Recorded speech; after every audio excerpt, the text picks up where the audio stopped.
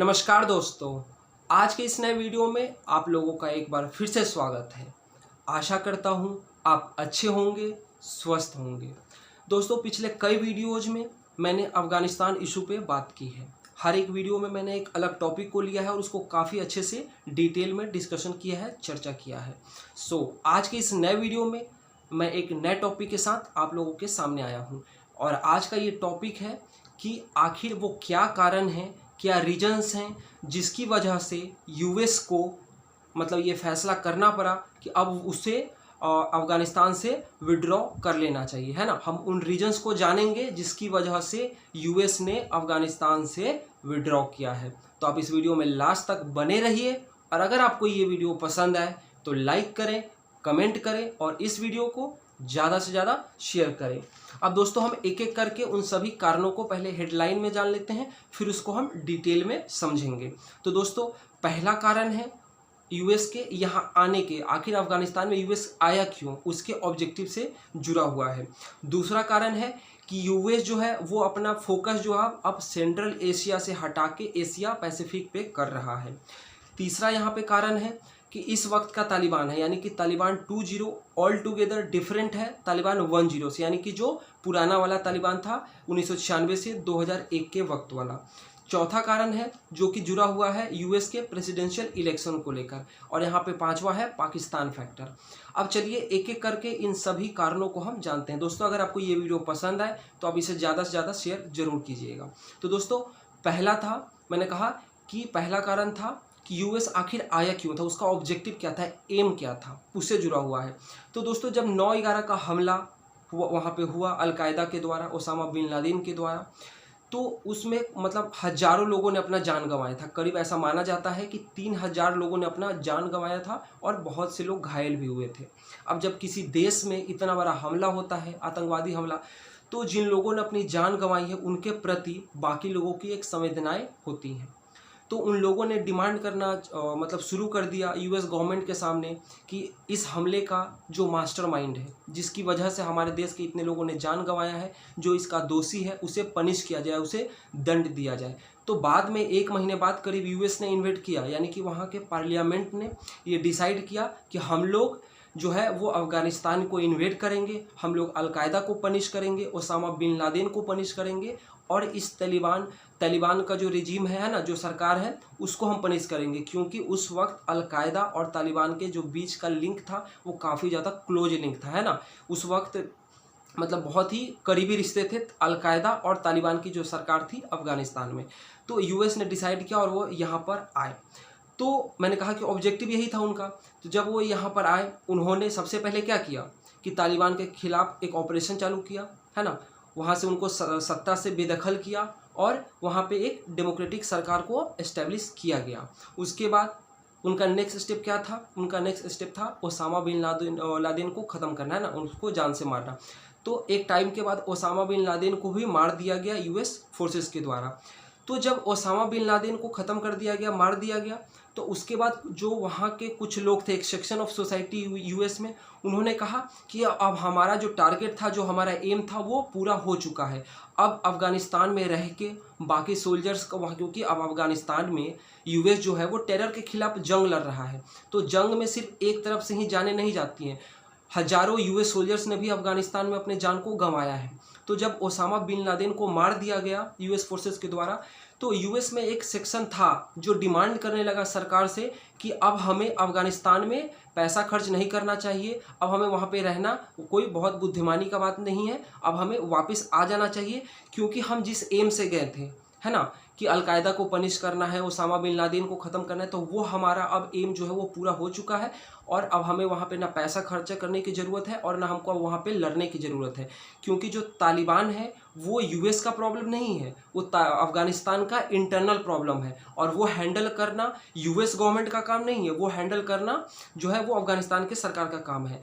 तो उस वक्त से आवाज़ें उठने लग गई थी कि अब हमें वापस आना चाहिए। ठीक है दोस्तों, तो ये पहला कारण था जो मैंने कहा ऑब्जेक्टिव से जुड़ा हुआ है कि एक बार हमारा टारगेट पूरा हो गया है तो अब हमें वापस आ जाना चाहिए, ऐसा कुछ लोग, वहाँ के कुछ सेक्शन ऑफ सोसाइटी जो थे वो डिमांड कर रहे थे। अब दूसरा कारण मैंने कहा दोस्तों कि changing focus from the central Asia to the Asia Pacific, है ना।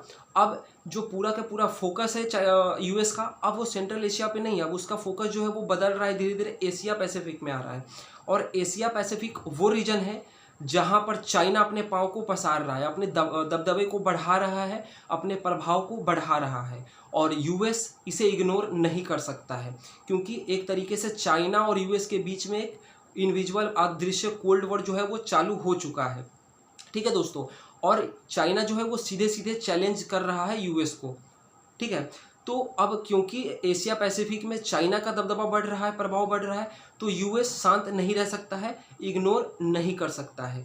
तो अब यूएस के पास रास्ता क्या है?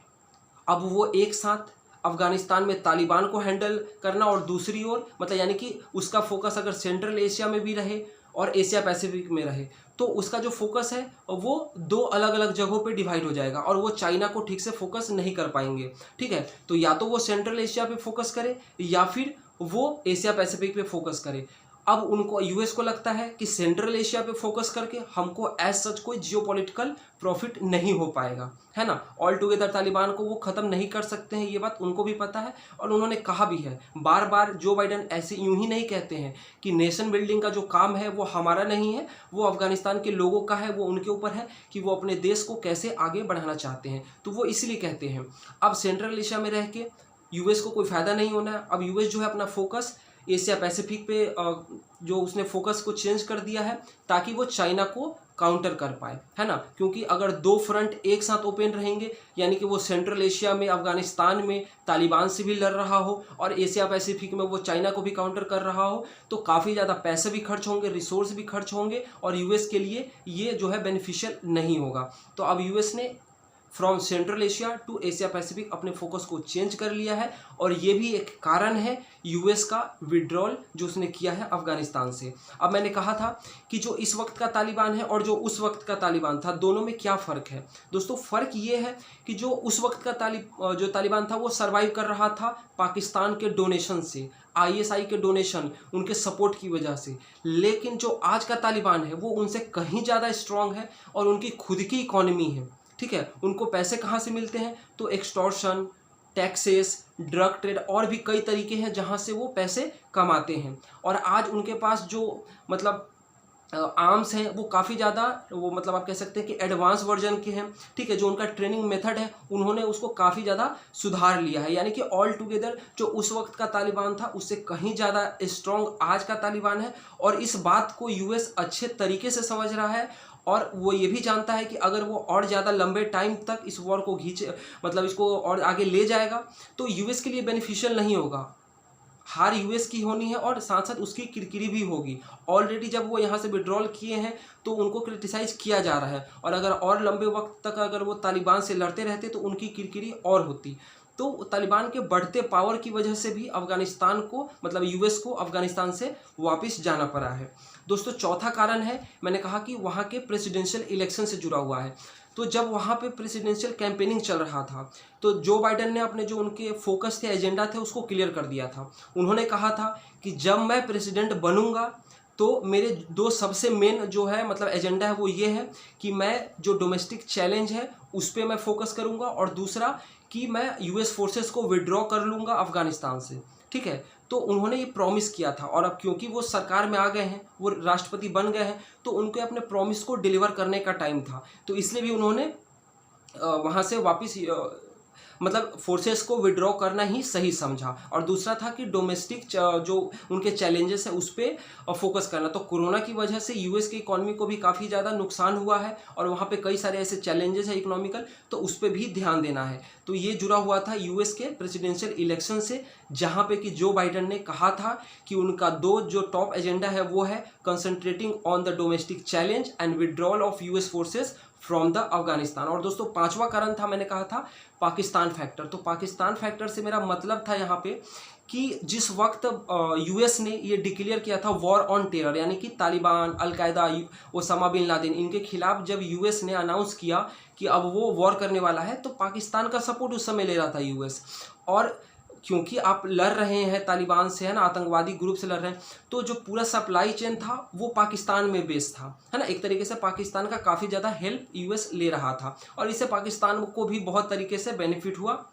लेकिन पिछले कुछ वक्त से, अगर पिछले 5, 6, 7 साल में हम देखें तो जो पाकिस्तान का झुकाव है वो चाइना की ओर हुआ है, और पाकिस्तान और यूएस के रिलेशन जो है अब पहले जैसे नहीं है।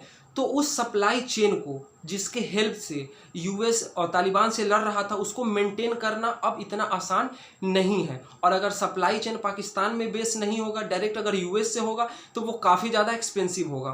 तो पाकिस्तान और यूएस के जो रिलेशन है वो मतलब बिगड़ रहे हैं, अच्छे नहीं हैं, आज से 20 साल पहले जैसे थे।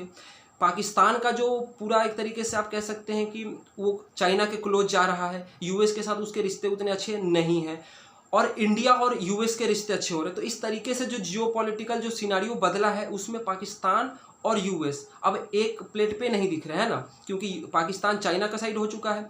तो पाकिस्तान उतना सपोर्ट यूएस को नहीं कर पा रहा है, और यूएस के लिए बिना पाकिस्तान के सपोर्ट के, है ना, सप्लाई चेन के जो कि पाकिस्तान में बेस है, तालिबान से लड़ना इतना आसान नहीं था। तो दोस्तों ये 5 कारण थे जिसकी वजह से यूएस ने फाइनली डिसाइड किया कि अब हमें इस लॉन्गेस्ट वॉर, ये सबसे बड़ा वॉर था यूएस के लिए, इसको ख़त्म किया जाए और अपने फोर्सेस को अफगानिस्तान से वापस बुलाया जाए। तो दोस्तों ये था, मतलब वो कारण थे, रीजंस थे, जिसको मैंने आपको काफ़ी सिंपल भाषा में, आसान भाषा में मैंने समझाने की कोशिश की थी। तो दोस्तों ये वीडियो आपको कैसा लगा आप कमेंट करके ज़रूर बताइए, और अगर चैनल को दोस्तों सब्सक्राइब नहीं किए हैं तो चैनल को सब्सक्राइब कीजिए। सो मिलता हूँ अगले वीडियो में, तब तक के लिए बाय बाय।